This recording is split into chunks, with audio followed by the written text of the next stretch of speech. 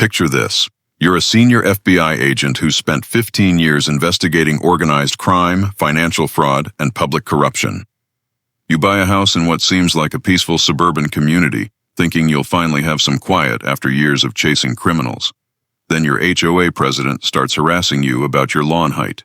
So you do what any good federal agent does. You run a simple background check. What you discover makes your blood run cold. The people running your HOA aren't just power-hungry neighbors. They're criminals.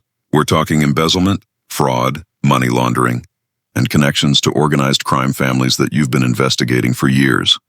But here's the kicker. When you try to expose them, they don't back down. Instead, they double down and try to destroy you. They had no idea they were messing with someone who had the entire federal government at their disposal. What happened next became the largest HOA criminal investigation in U.S. history, involving the FBI, IRS, and U.S. Attorney's Office.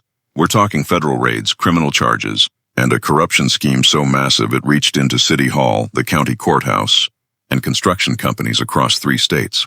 This story has everything: federal agents, organized crime, municipal corruption, and justice served with the full power of the United States government. By the end, you'll never look at your HOA the same way again. So buckle up, because you're about to hear how one background check exposed a criminal empire hiding in plain sight in suburban America. Meet Special Agent Diana Martinez, a 15-year FBI veteran specializing in white-collar crime and organized crime investigations. At 42, Diana had worked cases from Wall Street to the Vegas casinos, tracking money through shell companies and offshore accounts that would make your head spin. Diana wasn't your typical federal agent. She'd grown up in East LA, worked her way through college, and earned her law degree before joining the Bureau.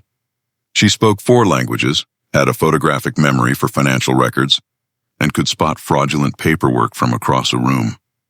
After years of living in cramped apartments near field offices, Diana finally had enough seniority to work from the Atlanta regional office and settle down somewhere permanent. She wanted what every federal agent dreams of after years of high-stress investigations: peace, quiet, and neighbors who weren't felons. In March 2023, Diana bought a beautiful colonial house in Meadowbrook Estates, an upscale suburban community about 30 minutes outside Atlanta. The neighborhood looked perfect: tree-lined streets, well-maintained homes, families with kids riding bikes. The kind of place where the biggest drama should be, whether the community pool opens on Memorial Day or the first weekend in May. Meadowbrook Estates wasn't just any suburban development. We're talking about a premium community with homes starting at $400,000, a golf course, tennis courts, a community center, and HOA fees of $250 a month. The marketing materials promised luxury living with professional management and the highest community standards. Diana did her due diligence before buying. She reviewed the HOA bylaws, financial statements, and meeting minutes. Everything looked legitimate. The community had professional property management, elected board members, and what appeared to be transparent governance. What Diana didn't know was that she'd just moved into the headquarters of one of the most sophisticated municipal corruption schemes in Georgia history. The Meadowbrook Estates HOA was run by a 5-person board that had been in power for over 8 years. The president was Mark Castellano, a successful construction company owner who'd developed half the subdivisions in the county. The vice president was Rebecca Thompson, a real estate agent who specialized in luxury properties. The treasurer was David Kim, who ran an accounting firm serving local businesses. On paper, these people looked like model citizens. Successful business owners give back to their community through volunteer service. Diana's initial research showed nothing suspicious, but Diana's trained investigator instincts started tingling within her first month in the neighborhood. It began with small things. The community's landscaping company seemed way too expensive for basic lawn maintenance. The new playground equipment cost twice what similar installations should have run. The annual budget showed consulting fees and administrative costs that seemed inflated even for a luxury community. Then there were the violations and fines. Diana noticed that certain homeowners seemed to get cited repeatedly for minor infractions. In contrast, others never received violations despite having the same issues. The fine structure was complex and designed to generate maximum revenue rather than encourage compliance. Diana's investigative Instincts really kicked in when she got her first violation notice in April 2023. The citation claimed her lawn height exceeded community standards by half an inch. The fine? $250 with an additional $100 penalty if not paid within 15 days. Diana walked outside and measured her grass. It was the same height as her neighbor's lawns. She took photos, documented measurements, and called the HOA office to dispute the violation. The response she got was, "Interesting. Ms. Martinez," the office administrator told her, "the board has determined that your property requires enhanced compliance monitoring due to initial assessment irregularities." Diana asked what that meant. The answer was bureaucratic nonsense that basically boiled down to pay the fine or face escalating penalties. Now, most people would have either paid the fine or argued with the HOA board. Diana did what federal agents do. She started investigating. Diana began with basic public records research. Property records, business licenses, tax filings, all the documents that paint a picture of someone's financial situation. What she found started raising serious red flags. Mark Castellanos' construction company had been awarded over 60% of all county construction contracts over the past 5 years, despite not always submitting the lowest bids. His business had grown from a small operation to a multi-million-dollar enterprise in just 8 years, exactly the same timeline as his HOA presidency. Rebecca. Thompson's real estate transactions showed a pattern of buying properties just before they were rezoned for higher density development, then selling them at massive profits to developers who happened to be Castellanos' business partners.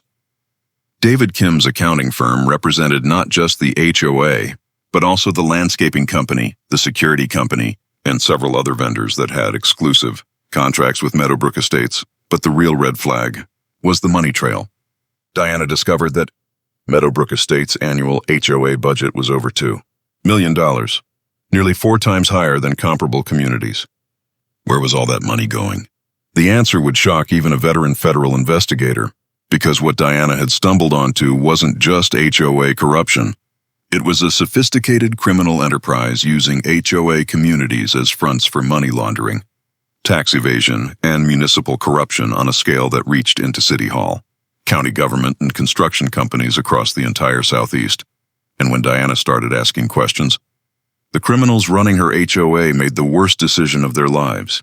They decided to target a federal agent. Diana's investigation into her own HOA started as professional curiosity, but quickly became personal when Mark Castellano decided to wage war against the FBI agent who was asking too many questions. After Diana disputed her lawn violation, things escalated fast. Within 2 weeks, she received 4 more citations: unauthorized parking, her government vehicle in her own driveway, non-conforming mailbox, perfectly standard, landscape violations, her flower beds were allegedly inconsistent with community, aesthetics, and noise violations. Apparently her home office phone calls were disturbing the peace. Each violation carried fines ranging from $100 to $300, with escalating penalties for late payment. Diana was looking at over $1,500 in fines within her first 2 months of home ownership. But Diana wasn't intimidated. She was intrigued. This level of targeted harassment suggested either a personal vendetta or systematic intimidation designed to silence opposition. Either way, it was exactly the kind of behavior that suggested deeper criminal activity. Diana started her investigation the way she'd investigate any financial crime, by following the money. She began with the HOA's vendor contracts. The landscaping company, Premier Grounds Management, was charging Meadowbrook Estates $40,000 monthly for services that should have cost $15,000 max. Diana drove around comparable neighborhoods and documented that Premier was providing identical services elsewhere for a fraction of the cost. The security company contract was even more suspicious. Meadowbrook paid Guardian Security Services $60,000 annually for periodic patrols and emergency response. Diana timed the patrols. They consisted of one guard driving through the community for 20 minutes twice per week. But the construction and maintenance contracts were where things got really interesting. Over the past 3 years, Meadowbrook Estates had paid Castellano Construction over $800,000 for various community improvements. Diana reviewed the invoices against actual work performed and found massive discrepancies. A walkway repair invoiced at $50,000 had cost maybe $8,000 in materials and labor. Pool maintenance billed at $30,000 annually involved basic chemical treatments worth $5,000.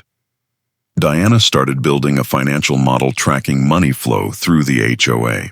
What emerged was a sophisticated scheme where inflated vendor contracts were being used to funnel HOA money directly to board members' businesses, with the excess being laundered through shell companies and offshore accounts. But Diana's real breakthrough came when she decided to run comprehensive background checks on all board members, something she should have done before buying into the community. What she found made her realize she wasn't dealing with simple HOA corruption. She was living next door to organized crime. Marcus Castellano wasn't just a successful contractor. He was the nephew of Vincent "Vinny" Castellano, a documented associate of the Genovese crime family who'd relocated to Atlanta in the 90s. Mark had been investigated twice by the Georgia Bureau of Investigation for bid rigging and construction fraud. However, charges were never filed due to insufficient evidence and witness cooperation issues. Rebecca Thompson's background was even more alarming. Her real estate license had been suspended in New Jersey for fraudulent transactions before she moved to Georgia. Her current business showed connections to property flipping schemes and mortgage fraud investigations across 3 states. David. Kim's accounting practice was a front for money laundering operations serving multiple criminal enterprises. His client list read like a who's who of Atlanta area organized crime, including businesses the FBI had been investigating for years. But the most shocking discovery was about the community itself. Diana discovered that Meadowbrook Estates wasn't just being used to launder HOA money. The entire development was part of a massive real estate fraud scheme involving inflated property values, fraudulent mortgage applications, and construction kickbacks that reached into city planning departments and county government. The HOA was essentially a criminal enterprise disguised as community management, using homeowner fees to fund money laundering operations while generating additional revenue through targeted harassment and excessive fines. Diana realized she was living in what federal prosecutors would call a RICO enterprise, a continuing criminal organization engaged in multiple forms of fraud and racketeering. But instead of quietly transferring to a new neighborhood, Diana decided to do what she'd spent 15 years training for. She was going to take down the entire operation. Diana started building a federal case the way she'd built dozens of others, methodically, carefully, and with overwhelming evidence. She documented every financial irregularity, every suspicious transaction, every inflated contract. She photographed community improvements that had been invoiced at astronomical costs but clearly hadn't required such expenditures. She recorded HOA meetings where decisions were made without proper procedure or transparency. But Diana's investigation hit a major snag in June 2023, when Mark Castellano apparently figured out that his newest resident was more than just an annoying homeowner asking inconvenient questions. Diana came home from work one evening to find a foreclosure notice taped to her front door. According to the document, she owed over $8,000 in unpaid HOA fees, violation fines, and legal costs.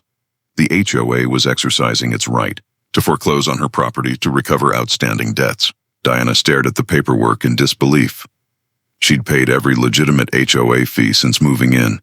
The $8,000 consisted entirely of fabricated violations, inflated legal fees, and charges for services she'd never received. But attached to the foreclosure notice was a handwritten note that made Diana realize this wasn't just about money. Some neighbors should mind their own business before they lose everything they've worked for. That's when Diana knew she wasn't just investigating a criminal enterprise. She was being actively threatened by one.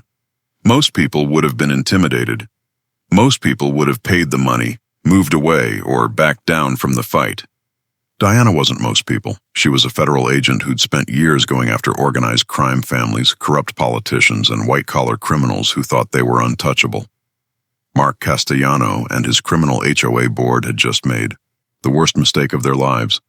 They'd threatened a federal law enforcement officer in writing while engaging in ongoing criminal activity that fell under federal jurisdiction.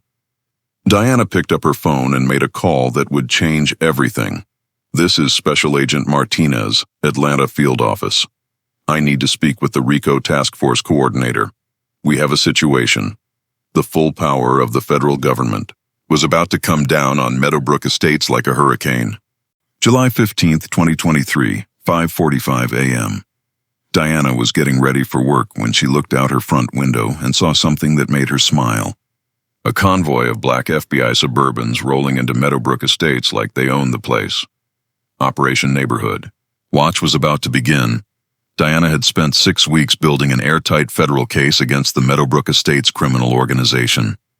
Working with the FBI's white-collar crime division, the IRS Criminal Investigation Unit, and the U.S. Attorney's Office, she documented a criminal enterprise that went far beyond simple HOA. Corruption, the investigation, had uncovered a multi-state racketeering operation involving money laundering through HOA vendor contracts. Municipal corruption is reaching into the city and county government's construction, fraud totaling over $12 million. Tax evasion schemes involving offshore shell companies, witness intimidation, and extortion of community residents' connections to organized crime families in 3 states. But Diana's masterstroke was the foreclosure notice with the handwritten threat. That single piece of evidence transformed her case from complex financial fraud into federal witness intimidation, a crime that carries up to 20 years in prison. The raid began at 6 a.m., sharp, with simultaneous searches of 15 locations across Georgia, Florida, and South Carolina. Mark Castellano's house, Rebecca Thompson's real estate office, David Kim's accounting firm, and the offices of 12 shell companies and associated businesses. Diana watched from her front porch as federal agents executed search warrants on her neighbors' homes. The irony wasn't lost on her. The same people who'd been harassing her about lawn height and mailbox colors were now being arrested for federal crimes. Mark Castellano came out of his house in handcuffs, screaming about illegal searches and demanding to call his lawyer. As agents led him to a federal vehicle, he looked directly at Diana standing on her porch. "You have no idea what you've done," he yelled. "This community will be destroyed because of you." Diana's response was professional and ice cold. "Mr. Castellano, you have the right to remain silent. I suggest you use it." The federal search of Castellano's home office was like Christmas morning for financial crime investigators. Agents found detailed records of fraudulent transactions, bribery payments to municipal officials, and communications with known organized crime associates discussing money laundering operations. But the real treasure trove was Rebecca Thompson's real estate files. Her records documented a systematic scheme to manipulate property values through fraudulent appraisals, inflate construction costs through kickbacks, and launder money through property transactions across the Southeast. David Kim's accounting records were even more damaging. His files contained detailed documentation of how HOA money was being funneled through shell companies, disguised as legitimate business expenses, and ultimately distributed to criminal enterprises and offshore accounts. The financial analysis revealed the true scope of the criminal operation. Over 8 years, the Meadowbrook Estates criminal organization had laundered over $47 million through HOA accounts, vendor contracts, and associated businesses. But what made this case a federal prosecutor's dream was the evidence of systematic intimidation and extortion of community residents. Diana's investigation had uncovered that she wasn't the only homeowner being targeted with fabricated violations and excessive fines. The criminal board had been systematically harassing residents who asked questions, attended meetings, or challenged their authority. Elderly homeowners were being hit with thousands of dollars in violations they couldn't afford, forcing them to sell their homes at below-market prices to buyers. Connected to Rebecca Thompson's real estate network, military families were being targeted with noise violations and community standards violations designed to force them out of the neighborhood. Small business owners were facing escalating fines and legal threats if they didn't use board-approved vendors for home improvements and maintenance. The HOA had essentially become a criminal extortion racket, disguised as community management. The federal indictments came down 3 weeks after the raids. The scope was breathtaking. Marcus Castellano, racketeering, money laundering, construction fraud, bribery, witness intimidation, tax evasion. Facing up to 140 years in federal prison. Rebecca Thompson, real estate fraud, money laundering, racketeering, tax evasion, conspiracy. Facing up to 80 years in federal prison. David Kim, money laundering, tax evasion, racketeering, conspiracy, operating an unlawful money-transmitting business. Facing up to 70 years in federal prison, 12 associates and shell company operators. Various federal crimes ranging from fraud to racketeering to tax evasion, but the criminal charges were just the beginning. The federal investigation had exposed municipal corruption, reaching into city planning departments, county construction oversight, and local political offices. Mayor Patricia Williams was arrested for accepting bribes in exchange for favorable zoning decisions. County Commissioner Robert Hayes was charged with taking kickbacks for construction contract approvals. The ripple effects reached construction companies, real estate agencies, accounting firms, and municipal offices across 3 states. What had started as Diana investigating her lawn violation had become the largest municipal corruption case in Georgia history. The community residents' reaction was a mixture of shock, relief and anger. Shock at discovering their neighborhood was run by criminals. Relief that the harassment and excessive fines would finally stop. Anger at being victimized by people they'd trusted with their community. Leadership. Diana found herself in the surreal position of being both the federal agent who'd brought down a criminal organization and the homeowner that same organization had targeted. The local news coverage was intense. FBI agent exposes criminal HOA became a national headline.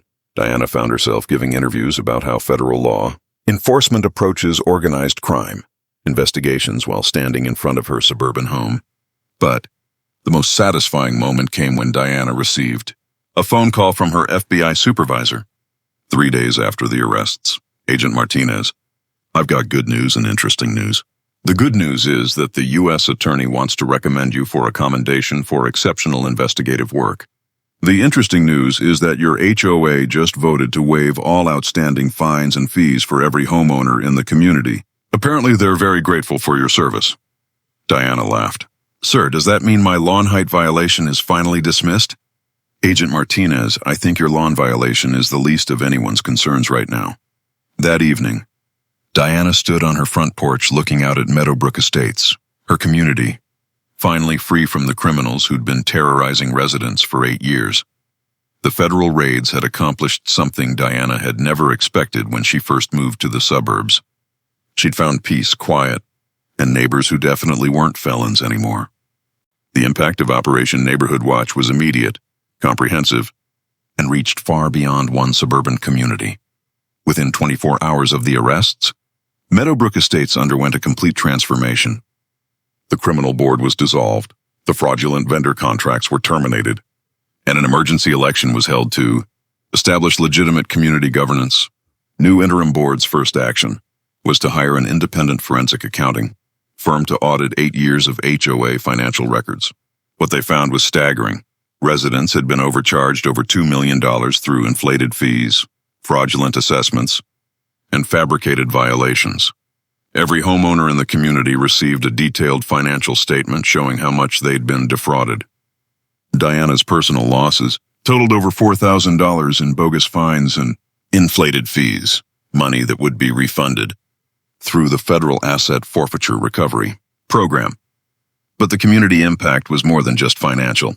For 8 years, residents had been living under what federal prosecutors described as a reign of terror, systematic intimidation designed to prevent anyone from questioning the criminal board's authority. Elderly homeowner Margaret Chen had been facing foreclosure, over $12,000 in fabricated violations for her non-conforming garden.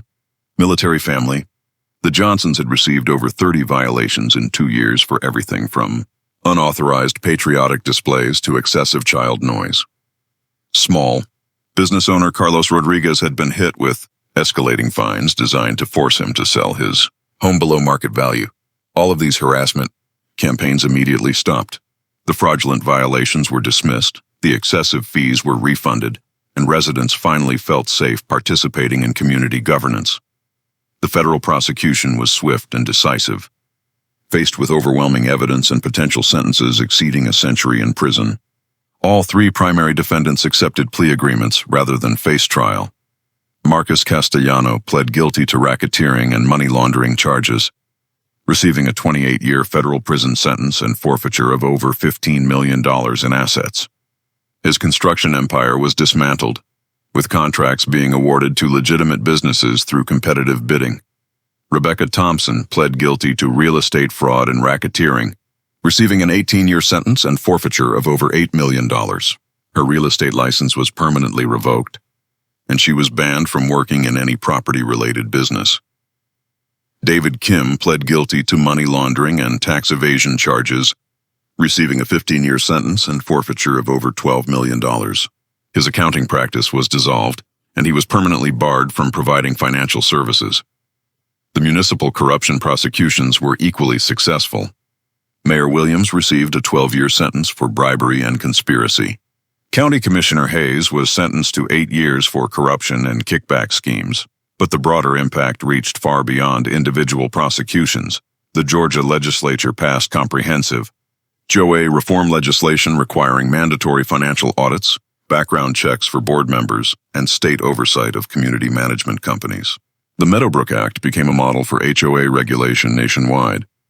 The FBI established a new task force specifically focused on HOA-related financial crimes, recognizing that homeowners associations represent billions of dollars in community assets with minimal oversight and regulation. Diana's case became a training example at the FBI Academy for how organized crime adapts to suburban environments and uses legitimate community organizations as fronts for criminal enterprises. The Department of Housing and Urban Development launched a nationwide review of HOA financial practices, identifying dozens of communities with suspicious financial patterns that warranted federal investigation. But perhaps the most significant impact was the message sent to criminal organizations. Federal law enforcement was now actively monitoring HOA communities for signs of organized crime infiltration. Diana received the FBI Director's Award for Excellence in Criminal Investigation, one of the Bureau's highest honors for individual agents. The citation read, "For exceptional investigative work resulting in the dismantling of a multi-state criminal organization and the protection of hundreds of families from systematic extortion and fraud." The national media coverage was extensive. How one FBI agent's lawn violation exposed a criminal empire became a feature story in major news magazines. Diana found herself testifying before congressional subcommittees about the need for federal oversight of homeowners associations. Real estate industry publications used Diana's case as a cautionary tale about the importance of due diligence when purchasing homes in managed communities. Background check companies reported a 300% increase in requests for HOA board member screening services. The community of Meadowbrook Estates established an annual Community Freedom Day, celebrating their liberation from criminal control. Diana was named honorary community president, a position she politely declined, suggesting she'd had enough of HOA politics for one lifetime. 2 years after Operation Neighborhood Watch, Diana Martinez stood in the same spot on her front porch where she'd watched federal agents arrest her criminal neighbors. But now she was looking out at a completely transformed community. Meadowbrook Estates had become a model for transparent, accountable community governance. The new legitimately elected board published detailed financial reports, held open meetings, and maintained reasonable fees and fair enforcement policies. Property values had actually increased after the criminal board's removal. Turns out that systematic harassment and criminal associations aren't great selling points for luxury communities. With legitimate management and transparent governance, Meadowbrook Estates became one of the most desirable neighborhoods in the Atlanta area. Diana's personal resolution was deeply satisfying. The federal asset forfeiture program had recovered over $40 million from the criminal organization, with homeowners receiving full restitution for fraudulent charges and inflated fees. Diana got a check for $4,237, representing every bogus fine, inflated fee, and fraudulent charge she'd been assessed. But more importantly, she'd never received another violation notice, and her lawn height had somehow become perfectly acceptable to the new board. The criminal defendants faced the full consequences of their actions. Marcus Castellano was serving his 28-year sentence in federal prison. He would be in his 70s before being eligible for parole. His construction empire had been sold to pay restitution, with the proceeds going to defrauded homeowners and municipalities. Rebecca Thompson was serving her 18 years and would never work in real estate again. Her fraudulent property transactions had been reversed where possible, with buyers receiving compensation for inflated purchase prices. David Kim was serving 15 years and had been permanently barred from providing any financial services. The IRS had seized all his assets to pay back taxes and penalties totaling over $20 million. The municipal officials who'd been bribed faced their own consequences. Former Mayor Williams was serving a 12-year term and had been permanently banned from holding any public office. Former County Commissioner Hayes was serving for 8 years and faced similar restrictions. But Diana's investigation had created positive changes extending far beyond individual prosecutions. The Georgia HOA reform legislation had been copied by 12 other states, creating nationwide protections for homeowners against criminal board members and financial fraud. Background check requirements had prevented dozens of known criminals from gaining control of community associations.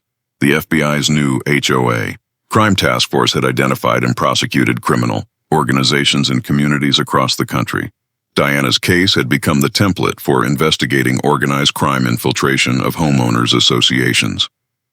Diana continued her FBI career, specializing in cases involving municipal corruption and organized crime infiltration of legitimate businesses and organizations. Her expertise in HOA criminal enterprises made her the Bureau's go-to agent for similar investigations nationwide. She'd testified in Congressional hearings about the need for federal oversight of community associations, spoken at law enforcement conferences about detecting criminal activity in residential communities. She consulted with state legislators drafting HOA reform legislation. The community of Meadowbrook Estates had asked Diana to run for HOA president multiple times, but she politely declined each request. "I think I've had enough involvement in HOA politics," she'd tell neighbors. "I prefer investigating criminals to managing community pool schedules." Diana's house had become something of a local landmark. Tour groups from law enforcement training programs would drive through Meadowbrook Estates to see where the FBI agent who took down a criminal HOA had lived during her investigation. The story had been featured in true crime podcasts, law enforcement magazines, and business school case studies about detecting financial fraud in community organizations. Diana had become an accidental expert on HOA criminal enterprises. But the most meaningful outcome was the transformation in how homeowners across the country viewed their community associations. Diana's case had educated millions of Americans about the importance of oversight, transparency, and accountability in community governance. Real estate agents now routinely advise homebuyers to research HOA board members' backgrounds. Homeowners had learned to recognize warning signs of financial irregularities and criminal activity. Community associations had implemented stronger financial controls and governance procedures. Diana had accomplished something remarkable. She'd taken a personal harassment situation. She turned it into a national education campaign about protecting communities from criminal infiltration. Today, if you drive through Meadowbrook Estates, you'll see a thriving, well-managed community where residents actively participate in governance and oversight. The community center has a small plaque thanking the dedicated federal agent whose commitment to justice protected our neighborhood and inspired national reform. Diana still lives at the same address, in the same house where she first received that lawn violation notice that started everything. Her grass is the same height as her neighbor's, and she's never received another citation. And Marcus Castellano? He's in federal prison, probably wishing he'd never heard of lawn height violations or FBI agents who don't back down from bullies. The moral of Diana's story isn't just about HOA corruption or federal law enforcement. It's about the importance of standing up to bullies, doing your homework about the people who have power over your community, and remembering that sometimes the quiet neighbor who pays attention to details might just be someone with the skills and authority to hold criminals accountable. Diana learned that you can take the agent out of the investigation. Still, you can't take the investigator out of the agent. Even in suburbia, federal law enforcement skills come in handy when your neighbors turn out to be running a criminal enterprise. Sometimes the best home security system isn't an alarm company, it's having an FBI agent next door who doesn't appreciate being threatened by organized crime. Have you ever wondered about your own HOA board members? Do you know who's really managing your community's money and making decisions about your property? Share your HOA experiences in the comments. Your story might help other homeowners recognize warning signs of corruption or criminal activity. If this story of federal justice and community protection inspired you, Subscribe to the Community Chronicles for more incredible true stories of neighbors standing up to corruption and crime. Hit that notification bell so you never miss tales of justice, investigation, and the power of not backing down to bullies.